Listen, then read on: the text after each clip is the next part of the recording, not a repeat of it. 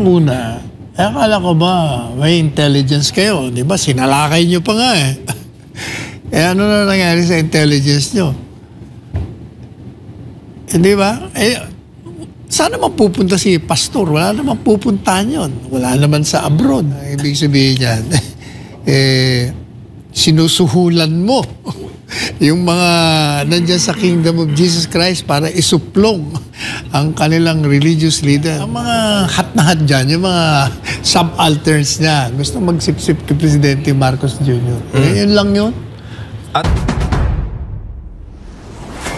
ano po masasabi po ninyo, sir, doon sa anunsyo ni DILG Secretary Benner Abalos na magbibigay raw ng 10 million pesos na reward money para po sa sino man makapagbibigay ng impormasyon para maituro ang kinaroroonan ni Pastor Apollo C. Kibuloy. Kung yung 10 million na yan, ginagastos nyo para sa mga kababayan natin, hindi maganda. Unang-una, akala ko ba may intelligence kayo? Di ba? Sinalakay nyo pa nga eh. Ano na nangyari sa intelligence nyo? Di ba? Saan naman pupunta si pastor? Wala naman pupuntahan yun. Wala naman sa abroad. Hindi naman lumalabas yan sa lugar na yan. Hindi. Bakit pa kayo kailangan mag-gano ng 10 million? Ang ibig sabihin yan, sinusuhulan mo yung mga nandyan sa Kingdom of Jesus Christ para isuplong ang kanilang religious leader. Naku, kayo talaga. Just do your homework. Sir, many are saying na lumalabas na obsession ito sa part ng administrasyon. Do you share the same sentiments? Well, tataka nga ako obsession. Bakit tinatarget nila si pastor ang daming problema ng bansa. Ordinaryong ano yan, o kung baga, maraming warrant of arrest na inisyo ang hukuman. Trabaho nila yan na ipatupad nila. Kung hindi nila ipatupad, mag-resign na lang sila sa mga trabaho nila. Pero malapit po ang SONA. Pero bago yan, Attorney Sale, paano po ito makaka-apekto sa seguridad ng bawat miyembro, bawat manggagawa ng KOJC sa iba't ibang bahagi ng bansa? Yan nga ang problema dyan teka muna, matanong ko, ano naman nangyari kasi doon sa kasong ihahabla itong mga leaders ng PNP na siyang naging mga utak ng illegal pagsalakay dyan sa Kingdom of Jesus Christ. Nai-file na ba? I believe, sir, may mga movement na ang ating legal team para po asikasuhin po yung mga bagay-bagay na ganyan at hindi po sila nagpapabayaan at meron namang mga gumagaon. Hakbang. Para usigin na yung mga pakulong na natin yung mga yan. At malapit po ang SONA. Do you think kinahabol ito, Attorney Sal, para magkaroon po ng, alam mo na, achievement? Actually, I don't think si Presidente Marcos Jr. magkaka-interest dyan. Ang mga hat na hat dyan, yung mga subalterns niya, gusto magsipsip kay Presidente Marcos Jr. Yun lang yun. At malapit na rin po ang 2025 midterm elections. Attorney, politically motivated ba ito sa tingin po ninyo? Lahat yan, kasama yan. Alam mo, pag yung halalan, talaga nang hinahanapan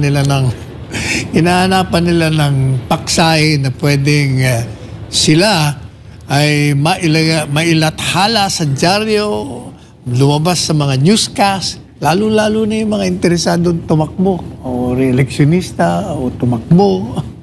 Yun, political lahat yan Oo, lalo pat mukhang yan yung paksa mo, Attorney, sa yung counterpoint sa Manila Times. Nako, dami. Publicity seekers. Marami pa yan. Part 1 lang yan. Meron pa sulod pa to? Marami. Tatatlo pa lang ang binabanggit natin yan Pero sir, your reaction, sinabi po ni PNP Chief Marbil na posible rin mag-file ng kaso o reklamo ang kanilang hanay laban kay dating Pangulong Duterte for obstruction of justice. As we all know, KOJC Administrator for Properties po, si dating Pangulong Digong.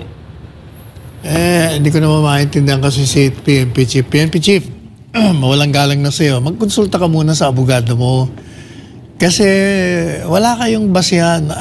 Ang batas sinasabi, kailangan knowingly, willfully, harboring a criminal or concealing a criminal pag meron kang ginawa that will delay the arrest, the investigation, the prosecution, yun ang obstruction of justice. Eh wala naman, sabi nga ng Korte Suprema, sa isang kaso, 2021 lang yung kaso ha. Sabi niya, kasi merong isang abogado, Attorney Luis yata, kung di tayo nagkakamali pa nga, Luis pa o San Luis. Dinimanda siya ng obstruction of justice.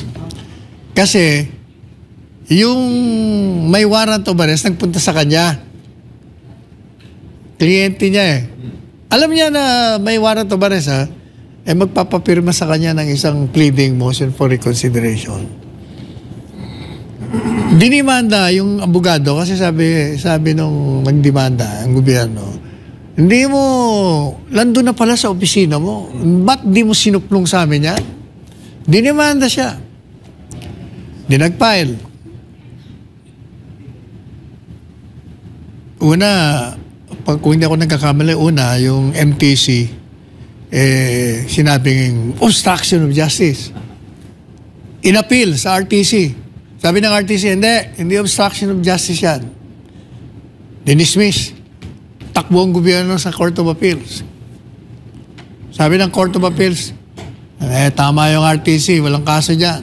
Ayaw pumayag ang gobyerno, takbo sa Korte Suprema. Sabi ng Korte Suprema, 2021 ito sabi niya, kailangan merong evident overt act na may ginawa para talagang i-obstruct niya. Wala naman eh. Kaya naman nagpunta yung tao doon para magpapirma. Madalit sabi, kailangan, mali kasi sinasabi nila na si Presidente Duterte, nagsabi daw na, alam ko, secret. Kayo naman. Pinapatawa lang kayo ni Presidente Duterte Jr. Ano naman kagad? Kagat naman kagad kayo. Unang-una, if you remember, may mga press con siya, di ba? Earlier on. May sinabi niya nasaan siya, alam niyo ba nasaan? Nandun lang yan sa Tamayong, wala na may ibang pupuntahan niya. Madaling sinabi niya na nga Kasi he's just using his common sense. Dahil saan nga naman pupunta si Pastor? Hindi ka naman makaalis ng Davao na hindi ka makikita. Siyempre, sasakay ka ng sasakyan o eroplano. Sa dami ng tao, kilalang tao. So, malalaman. Kaya, pwede ba mag-aral muna kayo ng inyong batas? Sige, file nyo para pagtawanan kayo. Tsaka, maaari din siyang balikan ng dating presidente. Abogado yun, Attorney Sal. Malicious prosecution. Kaya natatawa lang sa inyo si... Hindi ko pa siya nakakausap tungkol dito. But knowing him, tatawa lang yan.